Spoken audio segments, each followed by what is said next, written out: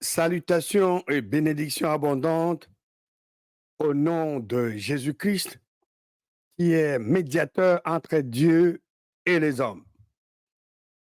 Je suis très reconnaissant au seul vrai Dieu pour cette occasion merveilleuse qu'il me donne de partager sa parole avec vous qui êtes ses enfants. C'est moi, Tito Nganda. Bienvenue à cette émission. Qu'est dit la parole de Dieu? Aujourd'hui, nous allons considérer le profit de l'obéissance et la conséquence du mensonge. Le profit de l'obéissance et la conséquence du mensonge. Mais avant de développer ce thème, je voudrais que vous puissiez vous rappeler que le Dieu de ce monde, appelé les diables, est le père du mensonge. Cela est dit par Jésus-Christ dans l'évangile de Jean, chapitre 8, et au verset 44. Il est écrit, c'est Jésus-Christ qui parle ici, il s'adresse aux dirigeants qui étaient dans le temple. Vous avez pour père le diable et vous voulez accomplir les désirs de votre père. Il a été meurtrier dès le commencement et il ne se tient pas dans la vérité. Pourquoi? Parce qu'il n'y a pas de vérité en lui. Lorsqu'il profère le mensonge, il parle. Il parle de son propre fond, car il est menteur et le père du mensonge. Donc le Dieu de ce monde, le diable, est le père du mensonge. Donc le mensonge n'est pas du vrai Dieu, ne vient pas du vrai Dieu. Le père du mensonge, nous venons de lire, le père du mensonge, c'est le diable. Il est menteur. Nous allons voir dans la parole de Dieu le profit de l'obéissance et de l'humilité dans la guérison d'un général syrien appelé Naaman. Mais avant d'examiner le profit de l'obéissance de ce général, lisons ce que le Créateur dit dans sa parole au sujet de l'obéissance. Allons dans 1 Samuel chapitre 15. 1 Samuel 15, nous allons lire le verset 22 et 23. Samuel dit, ici le prophète s'adressait au roi Saül qui avait désobéi à l'ordre de Dieu. Et Samuel lui dit au verset 22, Samuel dit, l'Éternel trouvait-il du plaisir dans les holocaustes et les sacrifices, comme dans l'obéissance à la voix de l'Éternel? Quelle est la voix de l'Éternel? C'est sa parole, parce que Dieu est esprit. Vous ne pouvez pas le voir, le toucher, le goûter, le sentir. Donc la voix de l'Éternel, c'est sa parole. Voici, l'obéissance vaut mieux que les sacrifices et l'observation de sa parole vaut mieux que la graisse de bélier. Dieu le Créateur dit que voici, l'obéissance vaut mieux que les sacrifices et l'observation de sa parole vaut mieux que la graisse de bélier. Verset 23. Car la désobéissance est aussi coupable que la divination, et la résistance n'est le moins que l'idolâtrie et les téraphins. Puisque tu as rejeté la parole de l'Éternel, donc l'Éternel, te rejette, et donc toi, roi Saül, et l'Éternel te rejette aussi comme roi. Le Créateur Dieu dit que la désobéissance est aussi coupable que la divination. Allons dans 2 Rois, chapitre 5. 2 Rois, chapitre 5. Lisons le verset 1 à 7. Naaman, chef de l'armée du roi de Syrie, jouissant de la faveur de son maître et d'une grande considération, car c'était par lui que l'Éternel avait délivré les Syriens. Mais cet homme fort et vaillant était lépreux. Naaman était un homme fort et vaillant. Il était lépreux. Verset 2. Or, les Syriens étaient sortis par troupes et ils avaient emmené captive une petite fille du pays d'Israël qui était au service de la femme de Naaman. Une fille du pays d'Israël travaillait. Elle était au service de la femme de Naaman. Il était amené captive. Verset 3. Et elle dit à sa maîtresse, donc la petite fille du pays d'Israël dit à sa maîtresse, dit à la femme de Naaman, qui était lépreux, « Oh, si mon Seigneur était auprès du prophète qui est à Samarie, les prophètes les guériraient de sa lèpre. » Cette petite fille avait la connaissance de la parole de Dieu.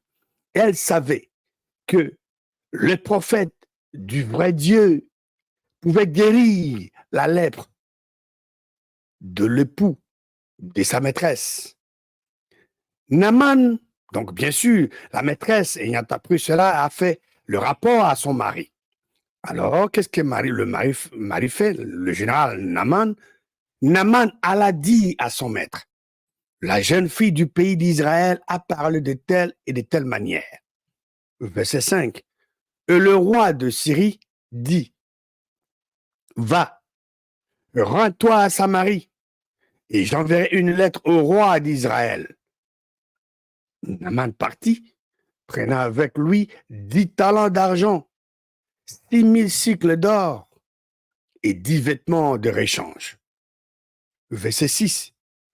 Il porta au roi d'Israël la lettre. Donc, le général lépreux, le général Naaman, venant de la Syrie, est allé auprès du roi et lui a remis la lettre du roi de Syrie.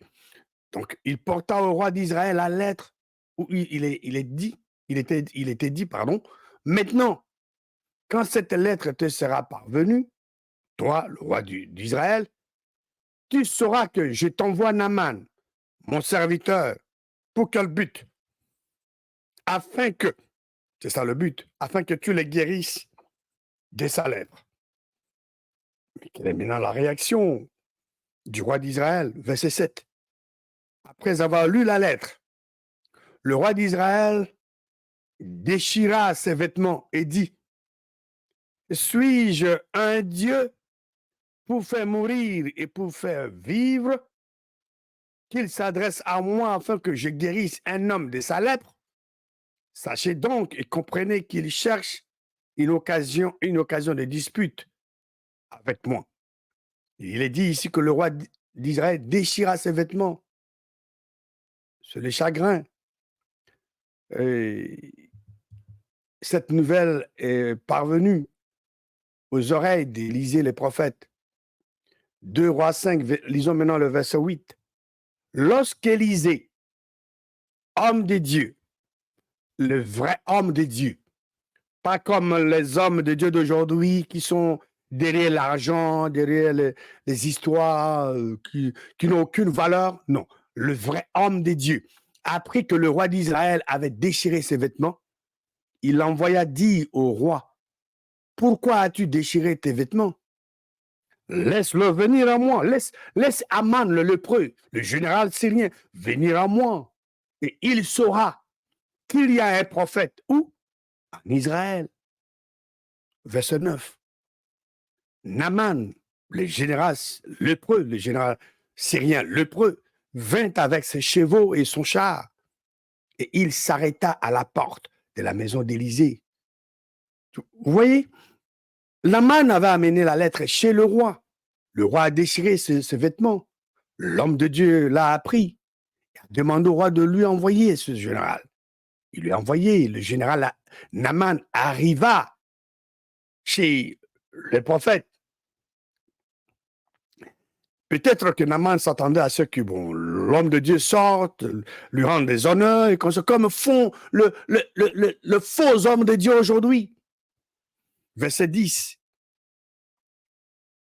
Élisée lui fit dire par un messager, écoutez bien, Élisée n'était pas sorti pour rencontrer le général lépreux, mais il lui fit dire par un messager, Monsieur le général lépreux, va et lave-toi 7 fois dans le Jourdain. Ta chair deviendra saine et tu seras pur. Le général était lépreux, il était malade. L'homme de Dieu lui a donné seulement il lui a fait parvenir un message par son serviteur, un messager. Il lui dit, va et lave-toi 7 fois dans les Jourdains. Ta chair deviendra saine et tu seras pur. Quelle était la réaction du général lépreux qui avait un besoin? Verset 11. Naaman était dans la joie. Non, c'est pas ce qu'est dit le verset 11. Qu'est dit le verset 11 de 2 Rois 5? Naaman fut irrité. Il fut irrité. Pourquoi? Qu'est-ce que l'homme de Dieu a dit de mauvais? L'homme de Dieu lui a dit tout simplement d'aller se laver 7 fois dans le Jourdain. Il fut irrité. Et il s'en alla en disant, voici, je me disais, il sortira vers moi, il se présentera lui-même, il invoquera le nom de l'Éternel, son Dieu, il agitera sa main sur la place et guérira les lépreux. C'est ce que font les faux hommes de Dieu aujourd'hui. Mettent leurs mains n'importe où, disent n'importe quoi, pour dire que non, ce sont eux qui sont en communion avec Dieu, pour donner cette apparence. Non, c'est pas ce qu'Élisée a fait. Élisée marchait avec le vrai Dieu. Tout ce qu'il faisait, c'est ce que Dieu lui avait dit de faire. Verset 12. Naaman, continuait à parler, dit, au verset 12, le fleuve de Damas, l'Abana et le Parpar, ne valent-tu pas mieux que toutes les eaux d'Israël? Ne pourrais-je pas m'y laver et devenir pur? Et il s'en retournait et partait avec fureur. Tant mieux, vous pouvez partir. On vous a demandé de faire quelque chose de simple. Bon, vous ne voulez pas, bon, partez.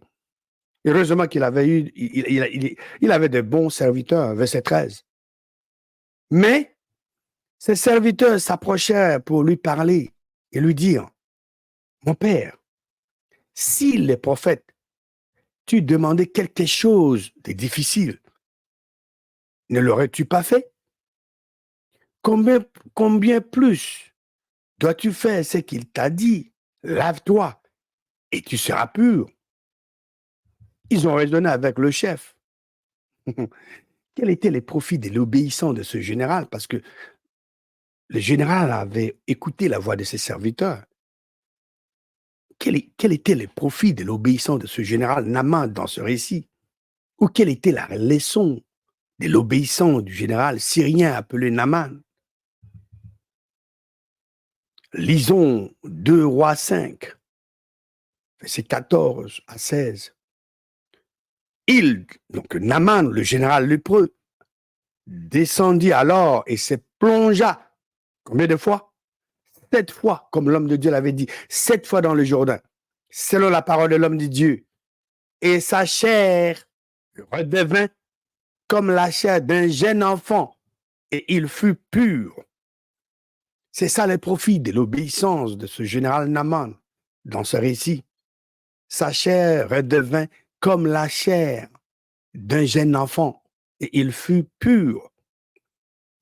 Naaman a reçu le résultat de l'obéissance à la parole de Dieu. Il n'a pas reçu cette guérison avant d'exécuter ce que la parole de Dieu lui a exigé, lui a demandé de faire. C'est ce qui arrive dans nos vies. Vous ne pouvez pas avoir le résultat, vous ne pouvez pas recevoir le résultat de la parole de Dieu sans l'exécuter. Vous devez exécuter littéralement, vous devez croire littéralement la parole de Dieu et prendre les actions conformément à cette parole, et les promesses de Dieu seront là. Les promesses de Dieu vont s'accomplir. Verset 15. Après avoir été guéri, il est dit, Naaman retourna vers l'homme de Dieu avec toute sa suite. Lorsqu'il fut arrivé, il se présentant devant lui et dit, voici, je reconnais qu'il n'y a point de Dieu sur toute la terre si ce n'est où? Si ce n'est en Israël. Et maintenant, accepte, je te prie, un présent de la part de ton serviteur. Est-ce que aujourd'hui, dans vos églises, si quelque chose de comme ça arrivait, quelle est la réaction ou bien quelle serait la réaction du pasteur ou de soi-disant, qui que ce soit? Mais ils vont s'enorgueillir, se glorifier. Dieu ne reçoit pas la gloire. Ici, l'homme de Dieu accomplit la volonté de Dieu. Et ce monsieur, ce général qui était lépreux, qui fut guéri, revient et voulait remettre un présent à l'homme de Dieu. Mais quelle était la réaction de l'homme de Dieu? Verset 16. Élisée, le prophète, l'homme de Dieu, le vrai homme de Dieu, le vrai prophète. Élisée répondit, l'Éternel dont je suis le serviteur est vivant. Je n'accepterai pas. Naaman le pressa d'accepter, mais il le refusa. Voici le vrai prophète de Dieu, le Créateur. Il marche avec le Créateur. Le vrai homme de Dieu n'est pas derrière l'argent ou derrière le bien matériel. Le vrai prophète de Dieu, le vrai homme de Dieu n'est pas motivé par l'amour de l'argent. Pourquoi? Parce que l'amour de l'argent est la racine de tous les maux. Voilà. L'amour de l'argent est la racine de tous les maux. Nous allons voir maintenant la conséquence du mensonge. Nous sommes dans 2 Rois chapitre 5. Lisons maintenant le verset 19. Élisée lui dit, va en paix. Lorsque Naaman eut quitté Élisée, Naaman, qui fut guéri de sa lèpre, eut quitté Élisée et qu'il fut à une certaine distance, Géasi, verset 20, serviteur d'Élisée, homme de Dieu, s'est dit en lui-même, voici mon maître a ménagé Naaman, ce Syrien, en n'acceptant pas de sa main ce qu'il avait apporté. L'Éternel est vivant, je vais courir après lui et j'en obtiendrai quelque chose. Verset 21. Et Géasi courut après Naaman. Naaman, le voyant courir après lui, descendit de son char pour aller à sa rencontre. Et dit, tout va-t-il bien? Verset 22. Géasi répondit, tout va bien. Mon maître m'envoie te dire, mensonge. Est-ce que l'homme de Dieu l'a envoyé? Non, Géasi mentit ici. Nous allons voir la conséquence du mensonge. Il répondait, tout va bien. Il dit, mon maître m'envoie te dire. Un mensonge. Il vient d'arriver chez moi deux jeunes gens de la montagne d'Éphraïm, d'entre les fils des prophètes. Donne pour eux, je te prie, un talent d'argent et 2 vêtements de réchange. Ce que Géasi dit ici au général Naaman était du mensonge. Ça venait directement de l'enfer, du diable. Ça ne venait pas du vrai Dieu. L'homme de Dieu ne l'a pas demandé d'aller demander quoi que ce soit. Verset 23. Naaman dit, consent à prendre 2 talents. Il le pressa et il serra 2 talents d'argent dans 2 sacs. Donna 2 habits de réchange et le fit porter devant Géasi par 2 de ses serviteurs. Verset 24. Arrivé à la colline, Géasi les prit de leurs mains et les déposa dans la maison. Et il renvoya ces gens qui partirent. Verset 25. Puis il alla se présenter à son maître. il alla se présenter à son maître. Qui était son maître? Élisée.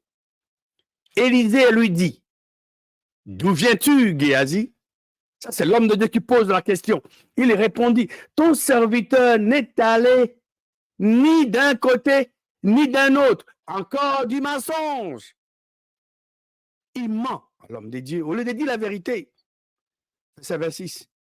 Mais Élisée lui dit, mon esprit n'était pas absent lorsque cet homme a quitté son char pour venir à ta rencontre. Est-ce le temps de prendre de l'argent et de prendre des vêtements?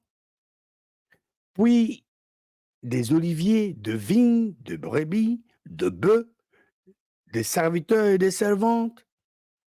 Verset 27. Écoutez, suivez attentivement la conséquence de ce mensonge de Géasi. Verset 27. Élisée lui dit, la lèpre des Naaman s'attachera à toi et à ta postérité pour toujours. Et quelle était la réaction? Et Géasi sortit de la présence d'Élisée. Comment? Avec une lèpre comme la neige. C'est ça, la conséquence du mensonge. Examinons une autre conséquence du mensonge d'Ananias et de sa femme Saphira. Allons dans le livre des Actes, chapitre 5. Acte 5, verset 1. Mais un homme nommé Ananas, avec Saphira, sa femme, vendit une propriété et retint une partie du prix. Sa femme le sachant, puis il apporta le reste et les déposa aux pieds des apôtres. Verset 3. Pierre lui dit, l'apôtre Pierre lui dit, Ananas, pourquoi Satan a-t-il rempli ton cœur au point que tu mentes au Saint-Esprit? Tu mentes au Saint-Esprit, Saint-Esprit si c'est Dieu, et que tu aies retenu une partie du prix du champ. Comment Pierre l'a su? Dieu lui a montré. Dieu lui a donné ça par révélation. Dieu lui a montré que non, mais ce monsieur-là est en train de mentir. Satan, c'est toujours indirect. Diable, c'est direct. Ici, Pierre parle. Pourquoi Satan? Donc, indirectement, Ananas était manipulé par les diables, par Satan. Verset 4. S'il n'eût pas été vendu, ne te resterait-il pas? Et après qu'il a été vendu, le prix n'était-il pas à ta disposition? Comment as-tu pu mettre à ton cœur un pareil dessein? Ce n'est pas à des hommes que tu as menti, mais à qui? À Dieu. Lui pensait qu'il était en train de mentir à Pierre. Non, mais il mentait à Dieu. Verset 5. Ananias, entendant ces paroles, tomba et expira. Une grande crainte, respect, saisit tous les auditeurs. Le jeune Jean s'étant levé, l'enveloppèrent, donc Ananas, l'emportèrent et l'ensevelirent. Acte 5, verset 7.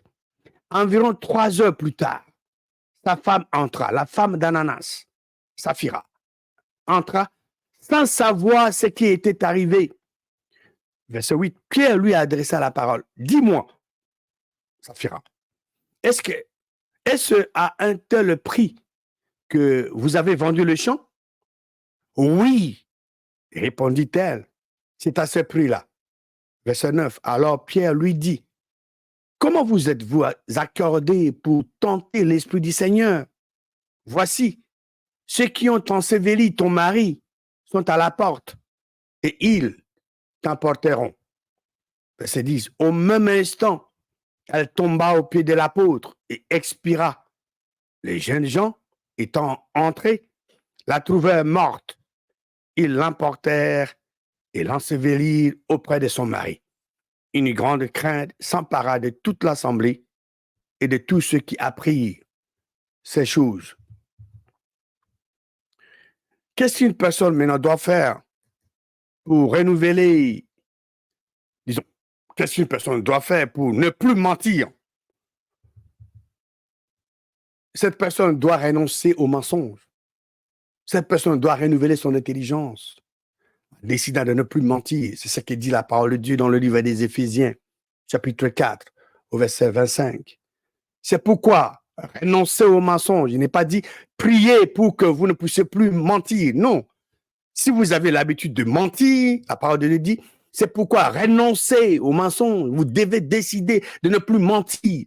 C'est pourquoi renoncer au mensonge et que chacun de vous parle selon la vérité à son prochain, car nous sommes membres les uns des autres.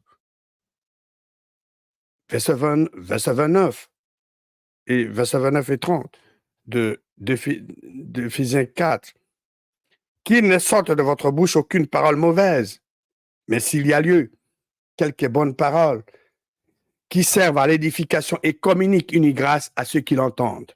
Verset 30. N'attristez pas le Saint-Esprit de Dieu, par lesquels vous avez été scellés pour le jour de la rédemption. Vous attristez le Saint-Esprit de Dieu à chaque fois que vous marchez contrairement à la volonté du vrai Dieu. Psaume 120, versets 2 et 3. Éternel, délivre mon âme de la lèvre mensongère, de la langue trompeuse, qui te donne, qui te rapporte une langue trompeuse. Langue trompeuse rapporte rien du tout à l'Éternel. Proverbe 12, verset 22. Les lèvres mensongères font horreur à l'Éternel, tandis que ceux qui agissent avec fidélité lui sont agréables. Voilà. Donc, quand vous obéissez à la parole de Dieu, vous allez recevoir les promesses de Dieu. Ce que Dieu a promis s'accomplira dans votre vie.